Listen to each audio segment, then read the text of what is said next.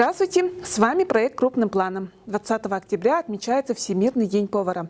И сегодня мы пригласили в студию известного шеф-повара Николая Габышева. Николай, добрый день! Здравствуйте. Николай, давайте начнем наш разговор с выбора профессии. Насколько я знаю, вы родом из поселка Кызылсыр, газового сердца Якутии. Наверняка ваши ровесники выбирали профессии газовиков, нефтяников, но тем не менее вы решили стать поваром. Почему вы выбрали профессию повара? Да, здесь действительно вы подметили, мои все лучшие друзья, кто-то юрист, кто-то почти 2 друга или 3 там, нефтяным бизнесом занимаются. Да, родители у меня, отец газовой промышленности, а мама вообще связист. Да, и в принципе вообще связистов в моей семье много. Но вот после 9 класса я как-то задумался о том, что все-таки нужно уже получать профессию. И тут вот получилось так, что была возможность поступить. Вот у меня сестра как раз поступала, и как раз вот поступить как раз в Жатайский профессиональный колледж на профессию повара-кондитера. Как бы. На тот момент повара это действительно были как бы навигационные, да, которые в навигацию ходили. Ну, это как бы в каком-то определенном молодом возрасте это интересно, конечно, да.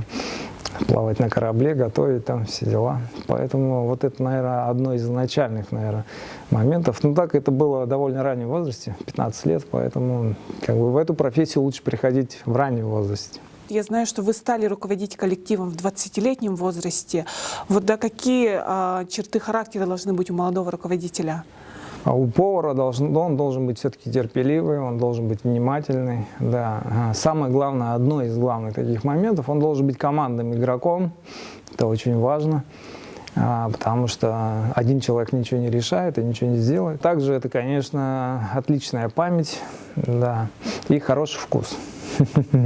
Да, ну а для руководителя здесь, так как все-таки профессия шеф-повар довольно сложна на данном этапе, очень много технологических моментов, очень много знаний, поэтому здесь нужно, конечно, быть профессионалом. Здесь очень много нужно уметь, знать, все время проверять, делегировать, да, постоянно работать с людьми.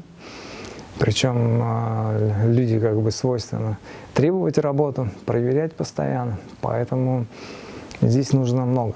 Нужно считать постоянно, все время анализировать.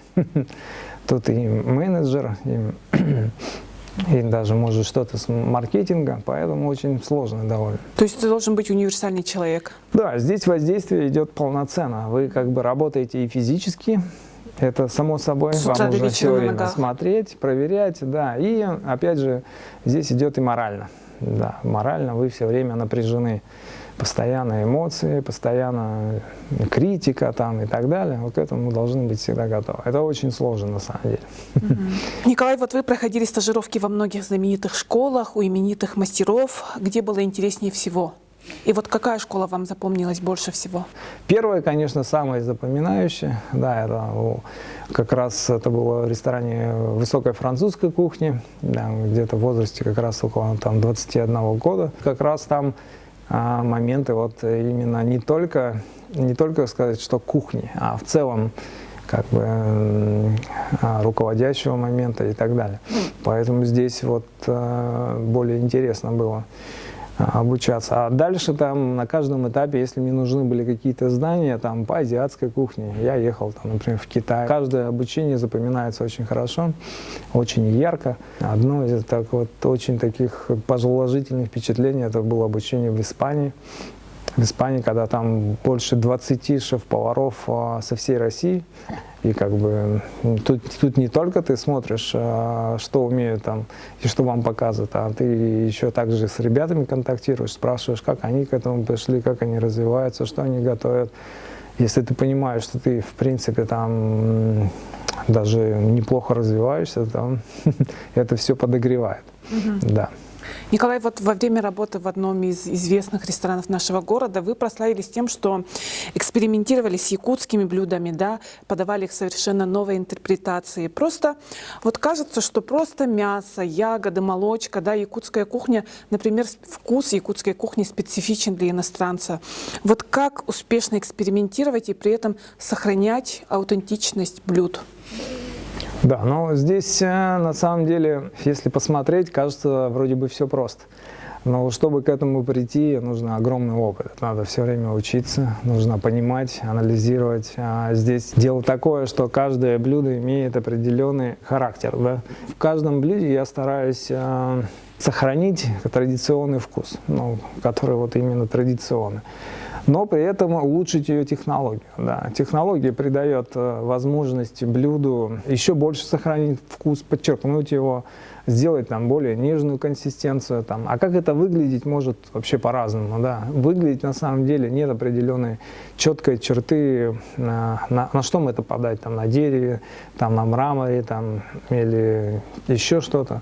Главное как бы сохранить традиционный вкус и вкус натурального продукта. Николай, вот как вообще создается меню для ресторанов? Вот существуют какие-либо секреты? В какой бы точке, наверное, мира бы не работал, я использую местный продукт только, да? Потому что местного, ну, исходя из местного продукта.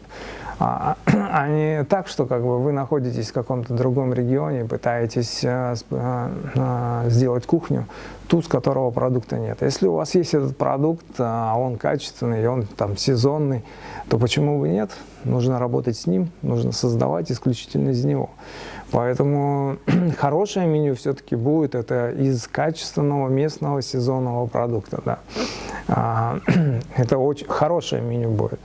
А так меню вообще в любом случае должно быть технологичное, потому что если оно будет технологичное, у вас будет всегда оно свежее, всегда вкусное и очень качественные, красивые блюда. Угу. Николай, вот во всем мире сейчас очень популярна европейская, азиатская кухня. Вот на ваш взгляд, когда-нибудь будет ли настолько популярна якутская кухня? Ну, якутская кухня уже популярна, в принципе. Нам приезжает со всего мира очень много иностранных гостей. Ну, я вот на самом деле в многих, в принципе, странах и городах позиционировал и популяризировал якутскую кухню, и везде люди очень довольны. Во-первых, им очень нравится национальный, такой традиционный, натуральный вкус. Да, потому что вкус действительно продуктов наших это очень уникальный. Вот эта характерность подачи в замороженном виде, вот эта определенная технология, и сочетание также холодного и горячего, ну, тут как бы целая история. Поэтому я думаю, что единственное, что это все, опять же, отдает исключительно нашими качественными продуктами. Да. В любой точке мира такие продукты не найти. Николай, вот да, у нас последний вопрос. Какое же блюдо любит готовить дома Николай Габышев и ваше любимое блюдо? Ну вот довольно часто задаваемый вопрос, на самом деле для меня особо нет какого-то определенного любимого блюда.